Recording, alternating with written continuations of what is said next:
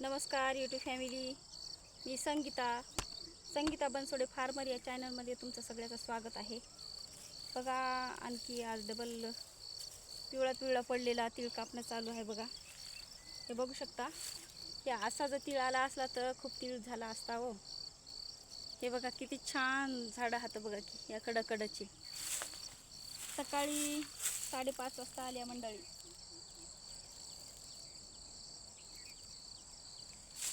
5:30 वाजता आल्या. जरा उन्हाच्या आधी कापणं झालं तर बरं होते. हिरव्या बोंड्याचं ठेवल्या बघा, ते बघा. आणि पिवळे पडलेले कापून घेतल्या.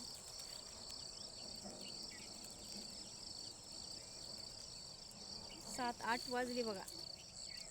8 वाजले तरी जरा बरं ऊन लागाले. मग तुमच्या इकडचे झाली का मंडळी? शेतकरी मित्रांनो, शेतकरी ताईदादांनो, तुमच्या इकडं तीळ पेरला होता का? माझे तीळ म्हणजे या तीळ टाकायच्या रानाचे पूर्वतयारीपासून व्हिडिओ टाकले बघा. तर आज कापून घ्यालो बघा तीळ. टाकताना काय नाही हो मंडळी, असं सप शिपत गेलो. पण आता कापायला एवढा त्रास चला, आडवा पडलाय, जरा अवघड चाललंय.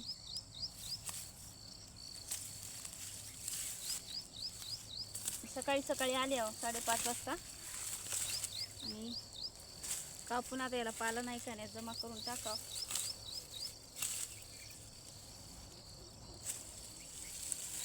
कवा होती बाबा तिळाचा. आता तिकडचा पिवळा पडला नाही काय नाही, तिकडला पिवळा पडला तेव्हा कापून घेऊन झडकून घे ना. याच्यात जातातच वाटायला आमचे 10-15 दिवस.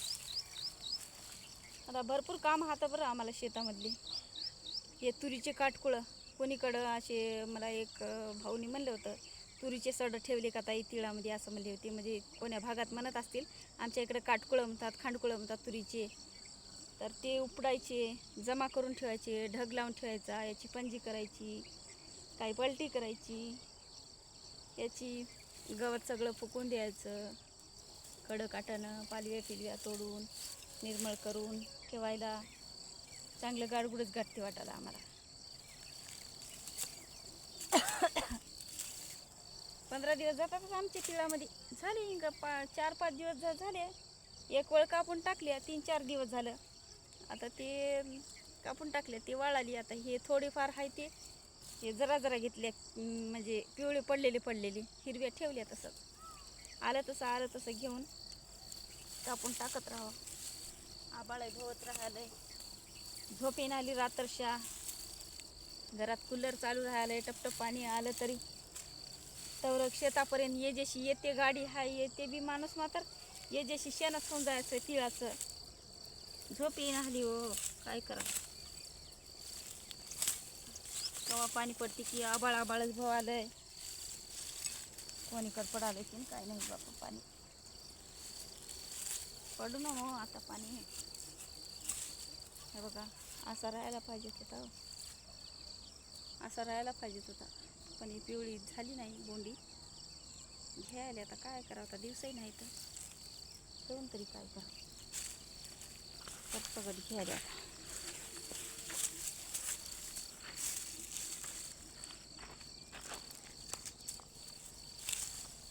अर्धाल्या 2 पाट्या आणल्या.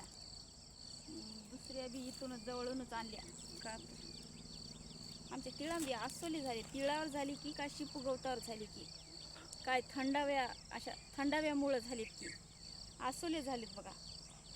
या दुकान राहतात, सकाळी रात्रभर इथं राहतात वाटते.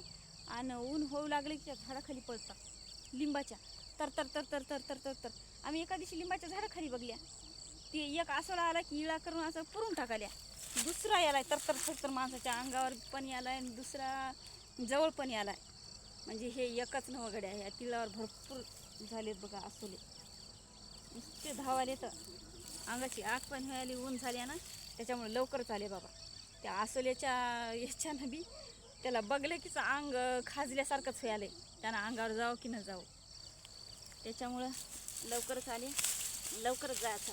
आज आणलं खायला नाश्त्याला आणलं बाबा, स्वयंपाक केला नाही काय नाही. रात्रीची खिचडी होती, आणली बांधून मस्त. पाणी पण आणलं डबा भरून फ्रीजमध्ये, रात्रभर ठेवलेलं थंडगार. थोडा वेळ झालं की खाता नाश्ता करून आता याला जमा करून घेऊन टाकून देतात फारीवर. मग शेतकरी ताई दादांनो, तुमच्या झाल्या का ज्वाऱ्या? असतील कोणाकोणाच्या ज्वारी असतात, उन्हाळी ज्वारी झाली का तुमच्या इकडची ज्वारी? कोणी तीळ टाकला असेल, कोणाच्या शेतात ऊस असेल. ऊसाचं काही टेन्शन नाही, आता पाणी द्यायचं काम राहते. ऊसाचं काही नाही.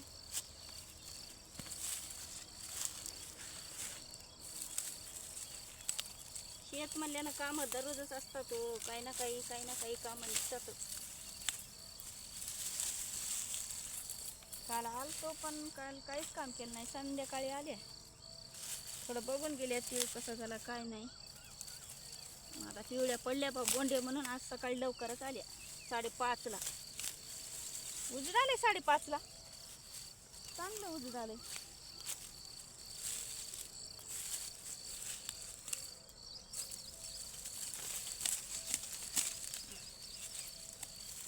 जड लागायला बघा इकडच्या कडेच्या. काय काय असं इकडे कडेला पाणी जास्त गेल्यामुळं होय, कशामुळं होय का आहे की बघू. अनुभव येते. यावर्षी नवीन होय मामला. पुढच्या वर्षी याच्यापेक्षा चांगली सोय करू शकते माणूस, आणि करतोच आम्ही.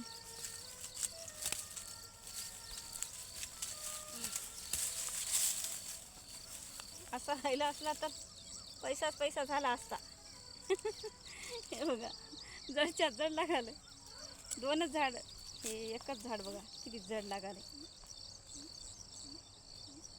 याला म्हणतात ब्रँड. तरी हे वळ चांगलीच आहे बघा. ते तिकडची चांगली होती, ती आडवीच पडली. हे चांगली आहे बघा, नंबर 1ची. आणि ते उभा आहे, ते थोडा छोटा आहे, पण हिला लाग आहे भरपूर.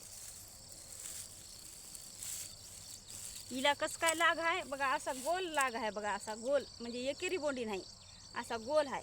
थोडेच का असणार, एवढ्याच का बोंडे असणार पण गोल हाता. हे बघा, शेंडेलाच का असणार, एवढालेच का असणार पण गोल भरून हाता. एकेरी नाहीत बघा. म्हणून हे वळ नंबर 1 आहे बघा. नंतर आडवी पडली हिनं पण. हिला पण आवर नाही गेलं काय की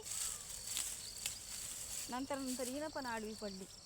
जास्त पडली नाही, 50% पडली समजा. असं आहे बघा शेतकऱ्याचं काम. असे सकाळी येऊन कामं करून घ्यावं लागतात. हे बघा राहिलेले, हे बघा झालेल्या बोंड्या कशा गळून चल्यात बघा.